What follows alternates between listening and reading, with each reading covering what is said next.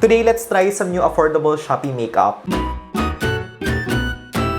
As you guys can see, I have here a bunch of new lip product from KIMUSE and BAYFREE Cosmetics. Kaya naman, today gawa natin ang first impression or quick review and swatches. Sobrang affordable kasi tapos mukha pang promising, specifically this one. But before we proceed sa mga lipsticks and lip tints, eto muna mga base products nila yung pag-usapan natin. First up, we have the BAYFREE Pore Minimizing Primer. This is how the product looks like, and I swear guys, consistency-wise and feeling sa skin, even yung finish, very similar sa benefit. Slightly may pagka-silicone yung texture niya, and true to its claim guys, talagang kapag ka-in-apply nyo sa face, makikita nyo nagbo-blur yung pores. Texture is really nice kasi velvety siya, it doesn't feel tacky, it doesn't feel sticky. And nilalagay ko na lang din sa screen yung before and after so that you guys can see yung difference ng merong primer sa wala. Next up, we have the BAYFREE Full Coverage Cream Foundation. And this one actually, nagawan ko na siya ng full review and wear test, kaya kung hindi nyo pa napapanood, just click the link sa description. Such an amazing foundation for its price kasi full coverage siya. It is lightweight. A little goes a long way. And also, okay yung staying power niya. Those of you who have normal to dry skin, you will definitely enjoy this kasi perfect yung finish niya. May konting dewiness kasi siyang iniiwan, but if you have oily skin, I suggest na lang na ang gawin nyo is, of course, gumamit kayo ng mattifying primer and i-bake nyo siya. This one I'm holding is the BAYFREE Matte Powder. Loose powder siya, by the way, and this one is in the shade 02 Banana. I mean, for its price, it's really good kasi number one, pinong-pino siya. It doesn't feel gritty. Color is super nice, especially for the under eye. Sobrang perfect kasi medyo may pagka-yellowish siya kaya nakaka-brighten. And also, it does the job really well. Talaga nakaka-mattify siya. Ipapakita ko na lang sa screen yung before and after. And I also love that even though this one is a mattifying powder, hindi siya heavy sa under eye and also drying. We also have here the BAYFREE Waterproof Pressed Powder. This one as well, nagawan ko na siya ng video guys. Sinama ko siya sa foundation review. Kaya naman if you want to see yung complete video or yung full review rather, panoorin nyo na lang yon. True to its claim, talaga nakakatulong siya para makontrol yung oil. Pinong-pino yung texture. Hindi siya mabigat sa face, hindi siya drying. And also water resistant din siya. Sinubukan ko kasi sa running water. So what I did was naglagay ako ng swatch sa aking arm. Tapos sinat ko siya nito and nilagay sa running water. And ayun, makikita nyo talaga dun sa area na may tubig na hindi siya nababasa. I actually have this one as well guys. The BAYFREE Cream Contour and Conceal Palette. But unfortunately, hindi ko siya masubukan guys kasi yung shade niya is too dark for my skin. Ayan siya, unfortunately dark. And here are the swatches. Actually, medyo similar yung texture niya and feeling dun sa foundation nila, which I love. Kaya feeling ko this one, since sobrang emollient and creamy niya, sobrang compatible doon. I mean, look at that, diba? It blends super fast. This one I'm holding is the BAYFREE Winged Eyeliner Stamp, which I am super excited to try. This is in the shade 01. Tama, 01 Black. And this one basically is a dual-ended na eyeliner. Look at the packaging. It is so cute. I love it. And according sa description, it is pigmented, easy to apply, smudge resistant, and waterproof. This is how it looks like close up. Again, sa isang side, we have the pointed tip. Then on the other side naman, we have the stamp tip. It is pigmented. I mean, look at that, diba? Talaga nagsho-show up yung color niya. Ayan siya guys, kapag ka nalagay na, feeling ko medyo napataas siya, but actually, 1 or 2 stamp lang. Although mas okay siya kung ididiin nyo guys, para mas mag-show up. But true to its claim, it is very pigmented. And I also love na hindi siya yung klase ng eyeliner na nagtatag. Ang ganda na itsura niya, and black na black. And I think nakatulong din na jumbo siya, kaya mas mabilis mag-drawing. And true to its claim, smudge resistant. This time, sa mga lip products naman tayo. First up, we have the KIMUSE Weightless Matte Lipstick, which I am super excited to try. And ayan, this is how the actual bullet and lipstick looks like. And it smells so good. Amoy chocolate siya. Look at this. Sobrang creamy and soft nung texture. Wow. Medyo matagal na yung last time na gumamit ako ng Sunny's Face kasi na-declutter ko na yung akin. But based sa aking memory, I feel like this one is a lot softer, a lot creamier.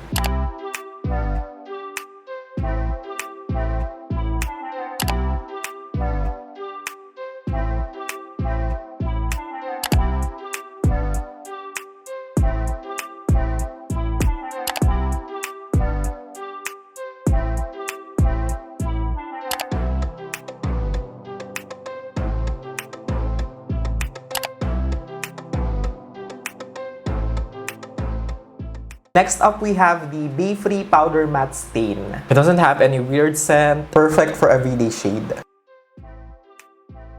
Love the formula of this one as well, guys. Medyo may pagka-silicone yung texture niya, which I love. Kasi diba kapag yung texture ng product is silicone, ang ginagawa niya is parang bine-blur niya yung mga lines. Super comfortable, very lightweight. Subukan natin kung mask-proof. Ooh, very minimal.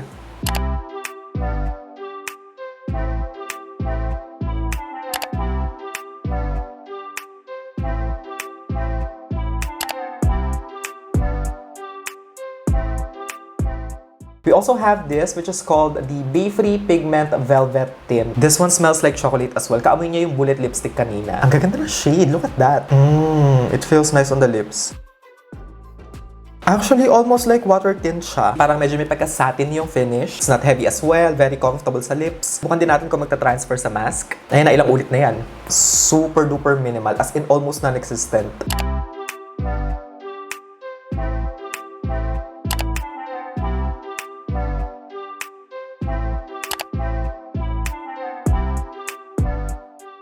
These cute ones are called the BAYFREE Soft Matte Lip Tint. You know what this one reminds me of? It smells like butterball. I love it. Oh my god, sobrang nostalgic. Super nice shade. And yung finish niya, soft matte nga.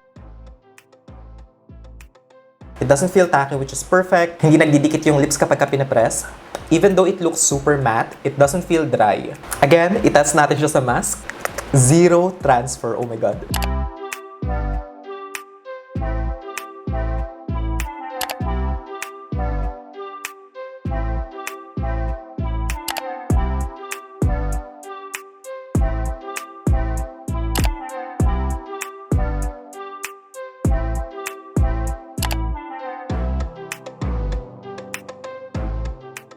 Lastly, we have the KIMUSE Water Tint, which if I'm not mistaken is yung pinaka-popular nilang lip product, kaya excited din ako subukan. It doesn't look cheap at all.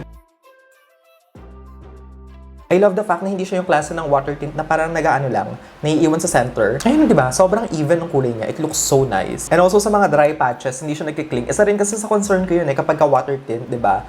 Kapag kami dry patches, nandoon yung pigment, doon naiiwan. And of course, itry din natin sa mask. Wala din siyang transfer.